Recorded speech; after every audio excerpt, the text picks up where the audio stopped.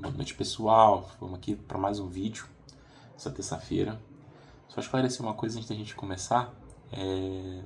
Não, pessoas, eu não gravo todos os vídeos no mesmo dia. Eu gravo um vídeo por dia em cima da palavra que eu estudo naquele dia. Então todos os vídeos às vezes saem em horários diferentes, é porque é o tempo que eu tenho para estudar. Geralmente eu passo uma hora e meia lendo a palavra, entendendo, tendo um pouco de comunhão com Cristo, né? Naquele momento no secreto ali, para poder entender mais ou menos o que ele acha que eu tenho que estar estudando, para onde ele está me direcionando em cima da palavra que precisa ser dada.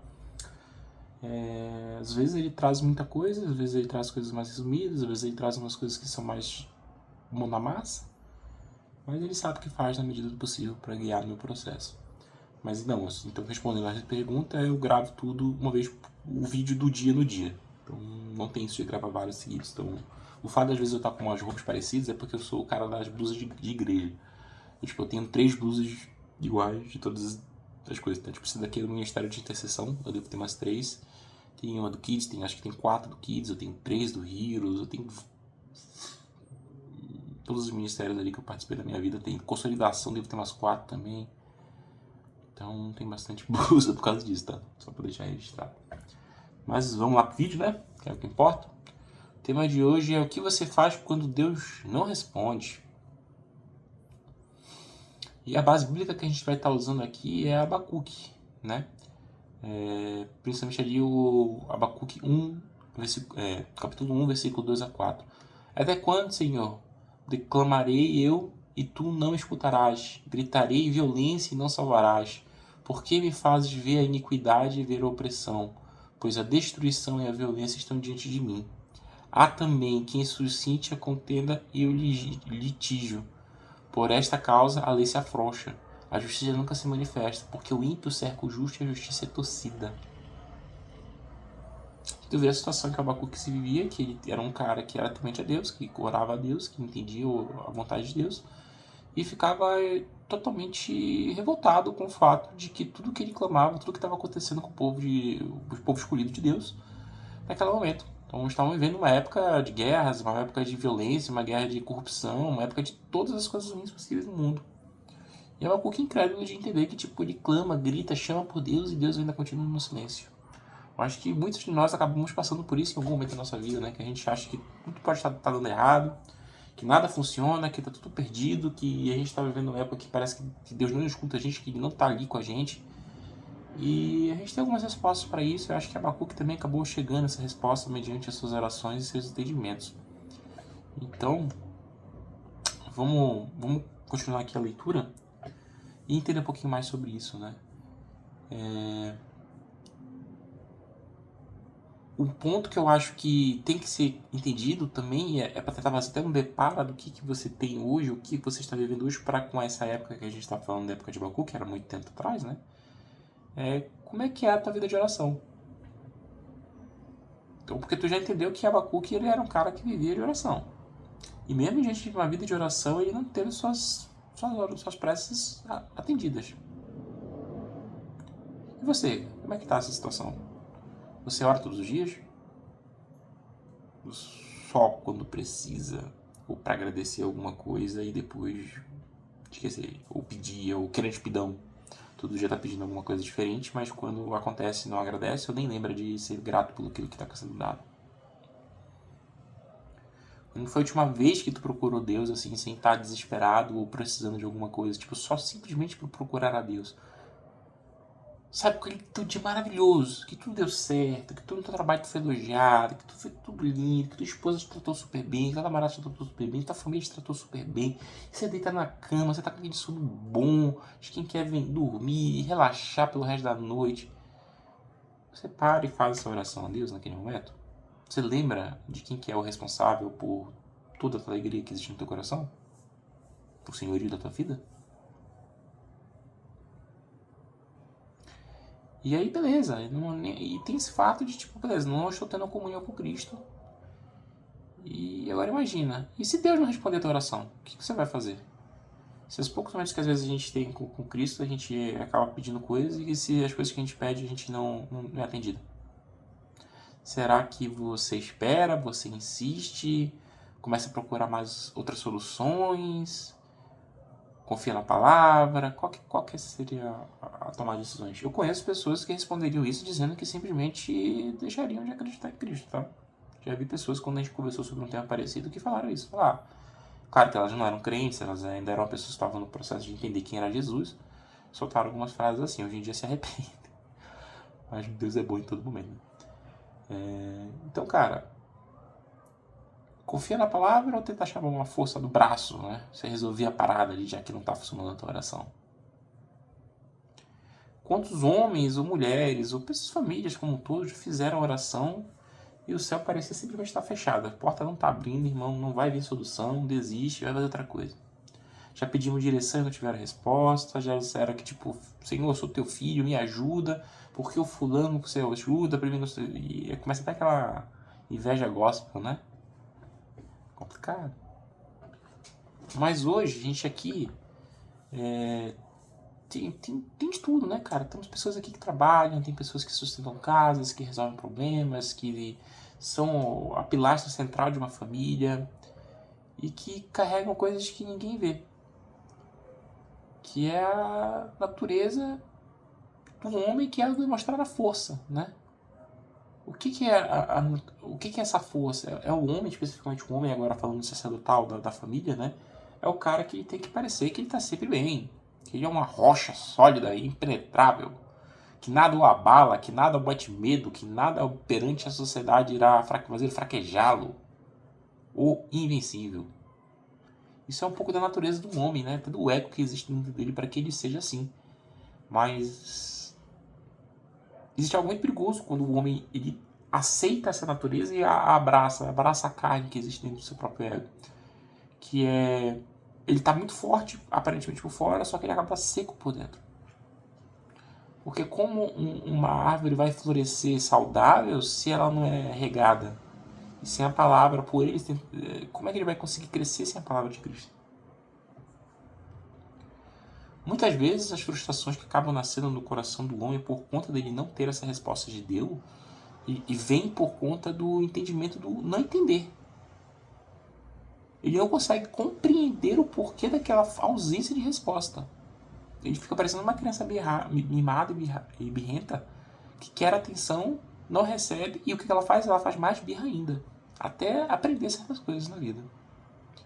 O homem ele tende a suportar lutas diárias que muitas pessoas não entendem, e às vezes é só o próprio homem para saber. Porque ele pode estar tendo um dia difícil, ele pode estar tendo dias problemáticos, ele pode estar tendo problemas financeiros, ele pode estar tendo problema de saúde, ele pode estar tendo problema de casa, ele pode estar tendo problema com família. Muitas lutas, gente. Mas ele não... O que acaba com o cara não é o fato de existir a luta. Ele não entendeu o porquê da luta. Ele tem, por exemplo, um problema no trabalho, só que ele não entendeu por que ele está tendo aquele problema. O que foi que gerou? Aí fica naqueles pensamentos, o que foi que gerou isso? Porque será que é inveja? Não sei o que. E aquilo acaba consumindo o coração do cara.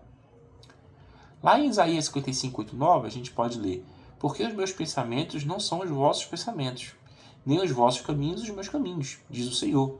Porque assim como os céus são mais altos do que a terra, assim são os meus caminhos, mais altos do que os vossos caminhos, e os meus pensamentos mais altos do que os vossos pensamentos. Se você não entendeu o que Isaías quis dizer aqui, ele está dizendo que o caminho que Cristo tem para ti, o pensamento de Cristo tem para ti, é coisas que você não consegue entender. Porque eles são muito maiores do que você possa entender, imaginar ou ver.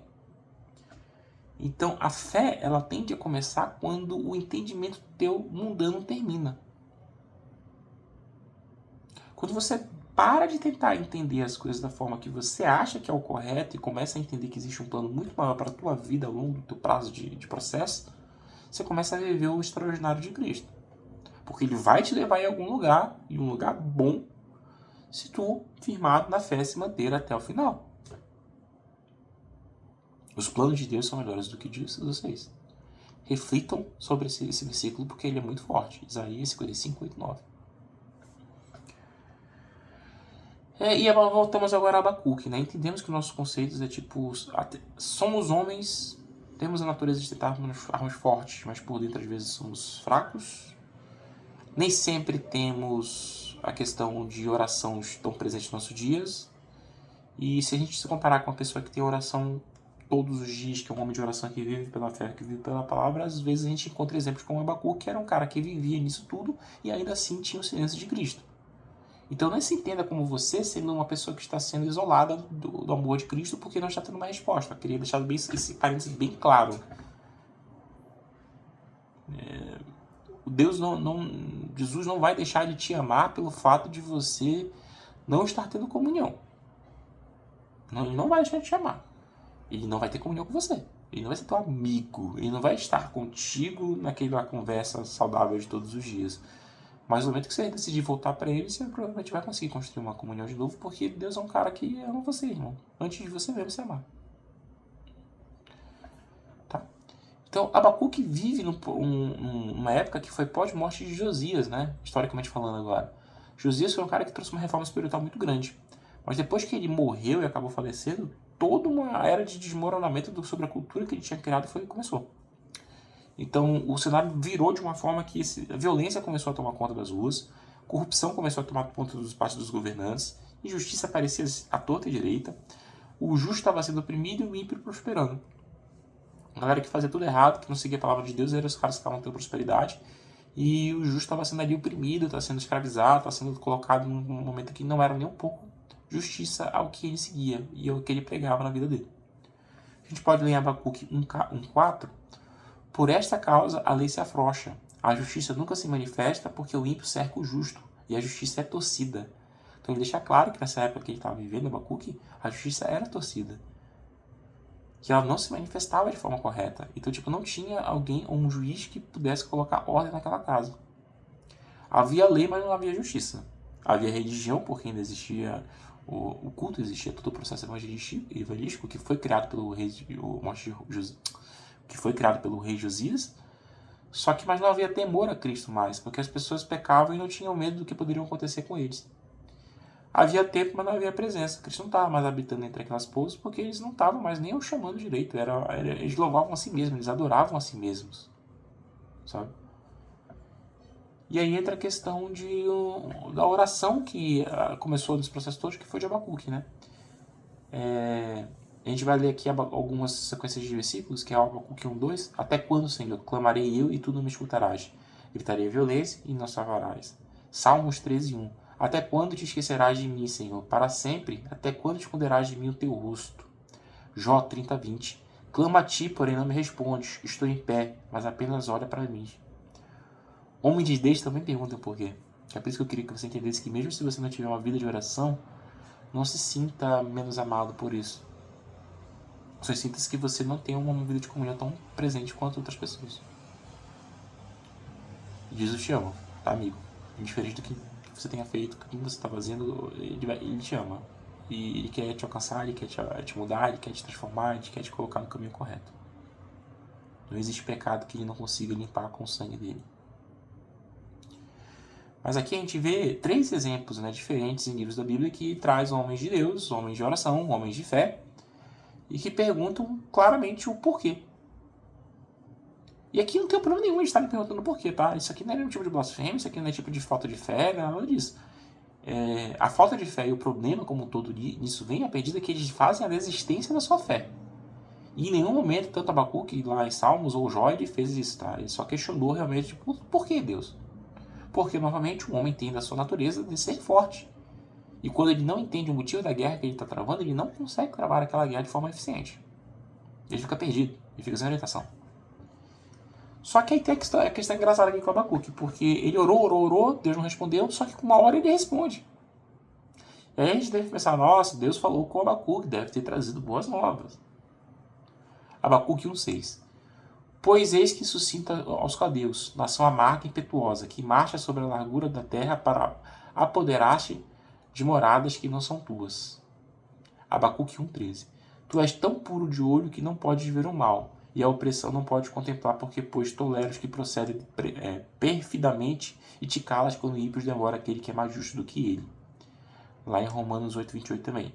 Sabemos que todas as coisas cooperam para o bem daqueles que amam a Deus, daqueles que são chamados segundo o seu propósito. Esses 3 versículos, o que é interessante a gente falar? Lá em Abacuque 1:6, ele está falando sobre a questão da vida dos caldeus. Então Deus responde a Abacuque sobre as suas orações, dizendo, olha, estou mandando os caldeus.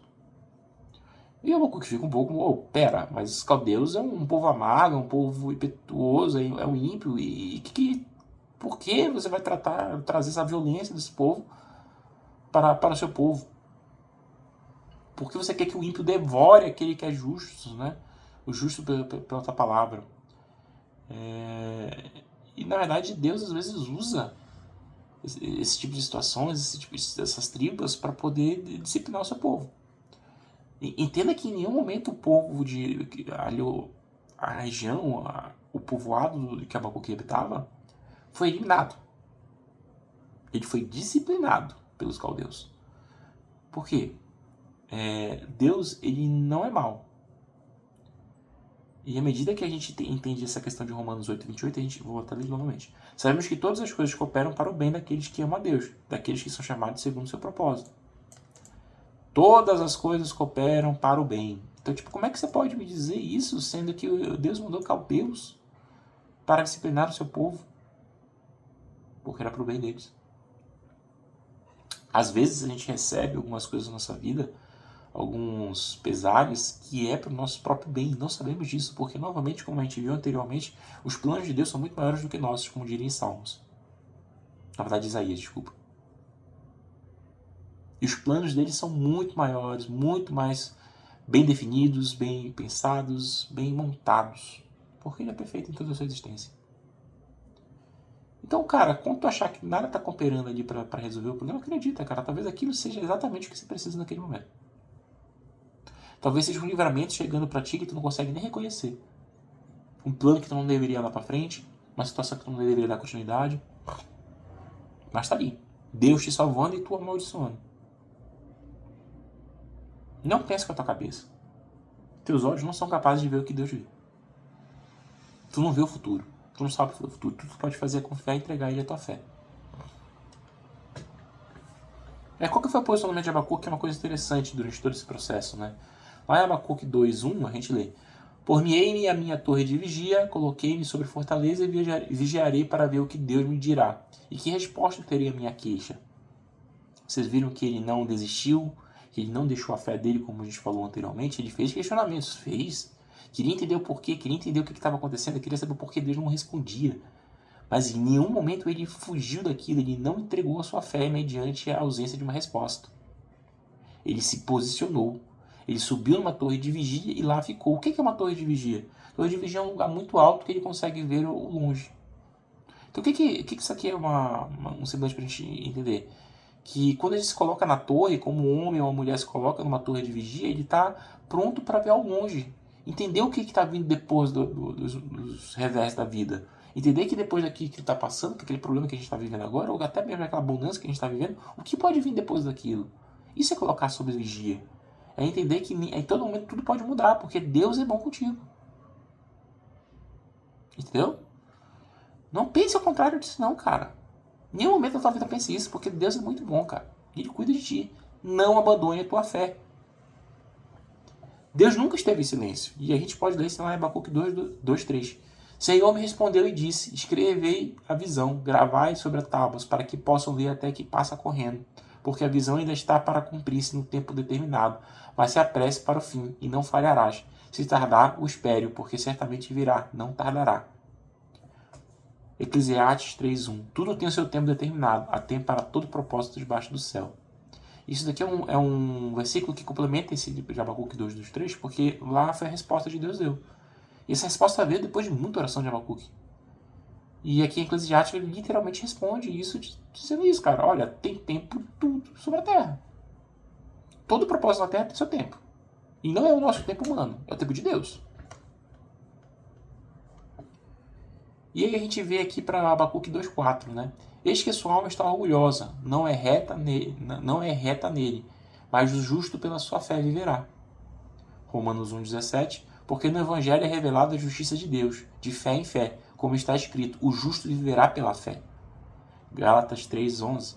É a evidência que pela lei ninguém será justificado diante de Deus, porque o justo viverá pela fé. Hebreus 10:38. Mas o meu justo viverá pela fé. Se ele recuar, minha alma não tem prazer nele. O justo viverá pela fé. Eu acabei de passar para vocês 4 livros que falam a mesma coisa. O justo viverá pela fé. Quando tu entendes que, quando se coloca numa posição de justo, daquele que segue a palavra, de que entende a palavra de Cristo e segue os seus passos nessa vida terrena, a gente entende que ele está vivendo uma vida justa. E o justo ele não viverá pela ganância humana, não viverá pela riqueza humana, não viverá pelo que o mundo pode lhe dar, mas sim pela sua fé, que muitas vezes é posta à prova por aqueles que não acreditam. E aí cabe você, que é justo, permitir que a fé seja inabalável. Porque tudo é uma questão de escolha. Você pode escolher abandoná-la ou firmá-la como uma rocha. E tudo isso é sobre você, irmão. Não é sobre ninguém mais além de você e seu coração. E aí, para chegarmos aqui no encerramento desse aglomerado de informações, né? Abacuque 3, 17 e 18. Ainda que figueira não floresça, nem haja fruto na vide, ainda que falhe o produto da oliveira e os campos não produzam mantimento, ainda que o rebanho seja exterminado de malhada e nos currais não haja gado, todavia eu me alegro no Senhor. Exulto no Deus da minha salvação. Não importa o tempo ruim que você esteja vivendo, irmão. Não importa o problema, o processo, o testemunho de vida que pode estar acontecendo na tua vida para tu estar achando que você está no fundo do poço. Tu ainda é filho de Deus. Tu ainda é justo pela fé, se nela tu está preso. Preso não, né? Porque a fé, Deus te liberta. Mas nela está vivendo, está fundamentada. Então, não importa o que seja, não perca a sua fé. O silêncio de Deus não é ausência, é processo sendo vivido ali na tua cara. Às vezes Deus não muda a situação porque Ele não quer aquilo que se muda, Ele quer mudar você. Ele transforma tudo, Ele colocou cadeus, um povo super bárbaro, super violento, para disciplinar o nosso próprio povo, cara. E o povo dele, depois daquilo, começou a viver uma era que foi de volta às origens, de volta à questão de entender quem eles eram. Foi preciso. E às vezes na tua vida tu precisa passar por isso também. Se tu não passar por isso, talvez tu nunca enxergue o quanto errado tu pode estar, o quanto distante de Deus tu pode se encontrar. Viva o que você tem que viver diante de Cristo, porque Ele é o único caminho, irmão. Não permita que a tua fé seja abalada por pouco. Mesmo quando não tiver uma resposta, continue na fé, porque ela vai vir, porque tu não entendes ainda que aquele plano de Cristo talvez é muito maior do que você está pensando. A tua vida pode mudar assim. Ele pode colocar um cara que está aqui do outro lado do mundo, de um dia para a noite, se ele quiser. Não estremeça na tua fé, seja como Abacuque. Posso questionar? Pode. Questione. Mas não perca a fé. Ela é o que te mantém nos dias sombrios. Junto com Jesus Cristo, ele segurando na tua mão, cara. Não perca isso. Porque aí sim você vai estar perdido de tudo. E longe da luz de Cristo.